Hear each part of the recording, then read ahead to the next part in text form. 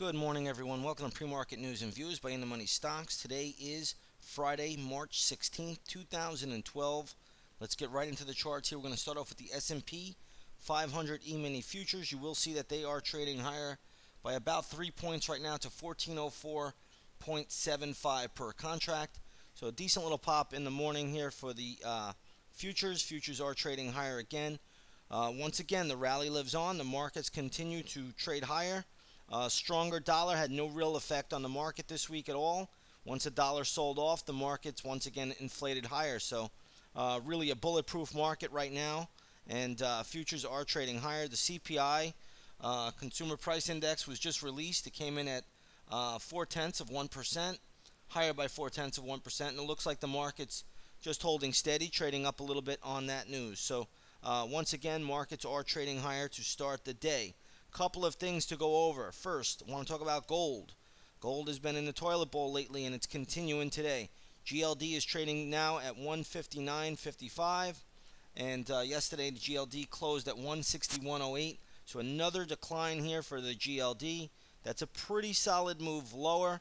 Once again, if the dollar starts to really fall, and it is falling at the moment, then you will see the GLD start to come in.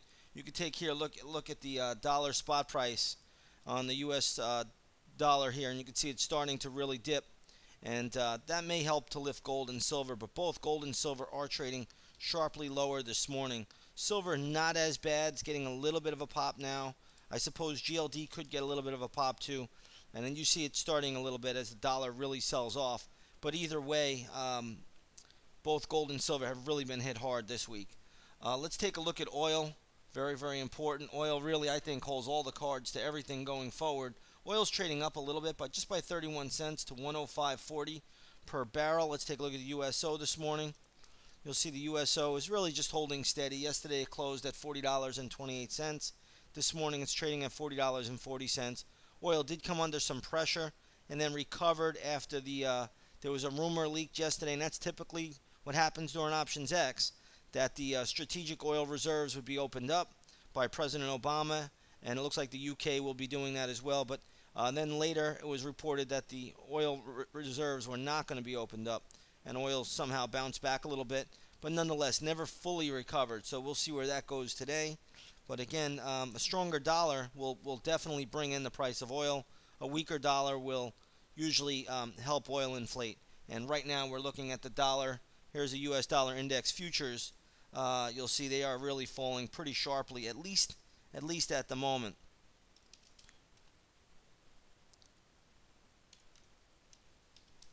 And you'll see them, look at the futures, U.S. dollar index futures falling pretty sharply. All right, let's move into some stocks here. Let's talk about a few stocks. A couple stocks I saw this morning.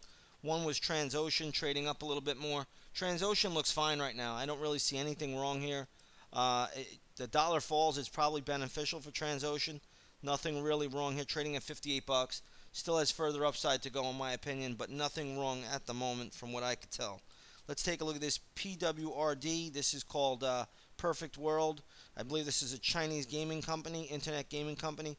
Stock is trading much higher, closed at 12.55. This morning's trading at 16.50. Do not touch it. It is overbought, overextended. It's a strong gap up, with a lot of resistance right around this level right here. And then there's going to be a lot more resistance at 17.22. That might be a fadeable sell right there, but this stock generally doesn't trade much volume, and you want to be careful with those light volume stocks because they can overshoot. But don't touch it up here. I wouldn't say it's a fade candidate, but I don't really see it blasting much higher than where it is at the moment. Okay, so we'll leave that there. Let's take a look at this OGXI. This is a pharmaceutical stock that is getting hit this morning. Looks like it's going to come down. Well, there's a few different spots here for the stock that I'm seeing. This is a pretty strong gap, so everybody should be careful with this one. This is a pretty strong gap lower. You're going to probably watch that $13 level. There will be support at 13 bucks. So watch that level. There could be a small bounce there. And then after that, you're going to watch the 12.30, 12.29 level. There will be support in that area as well. So that's the two levels you want to watch. This thing's already gotten a bounce right at 13. So yeah, you can see this one. This will have support at 13. If Then after that, it's 12.29. There are possible bounces there, but it is a strong gap down, so you want to be careful with it. This biotech having a little bit of problems this morning. Let's take a look at this here Getty Realty Trust. This is a real estate trust. It is trading down at 15 bucks. I still think there's a fair amount of support. I believe they did cut their dividend. So let me find some levels here where you're going to want to watch for if you do own this thing. Yeah, I'm going to say 14.45 is still some decent support. 13.68 afterwards. And then you're going to look all the way at double bottom, which is going to be 12.22. So watch those levels. But they did cut their dividend today, and that is getting clipped at least this morning. Let's take a look at this IMOS. Let's see what we have here on this one. Not really familiar with this stock. It's trading down to 14, closed at 16.45. Give me a second with this. I'll need to find some levels here. But this is looks like a pretty decent gap. It already started to fade actually yesterday. So this stock has already started yesterday to move lower, and today it's following through. I got to tell you, I wouldn't get interested in this one at all until maybe around the 975 level, 980 level, and even a little bit lower than that. I wouldn't rule it out going down to around 850. But this is a pretty good gap. I'm not sure if it's going to have all that much strength there. Right now it's only at 1440, which is a little bit of support. But then the next level is all the way down to $12.77, 11.28. Next support level, and after that it's going to be that 980 and all the way 813. But pretty decent little gap of strength, so be careful with it. But the way it's trading right now, it does look like it has supported each of those levels. So we'll see how this plays out. But that's it for a Friday. There's not all that much going on Fridays. Fridays we usually go into a light volume session, but after the first 2 hours. These days volume has been light anyway, so just look for the markets to stall out. It is also, I believe, options expiration, so you want to be a little bit careful, at least at the start.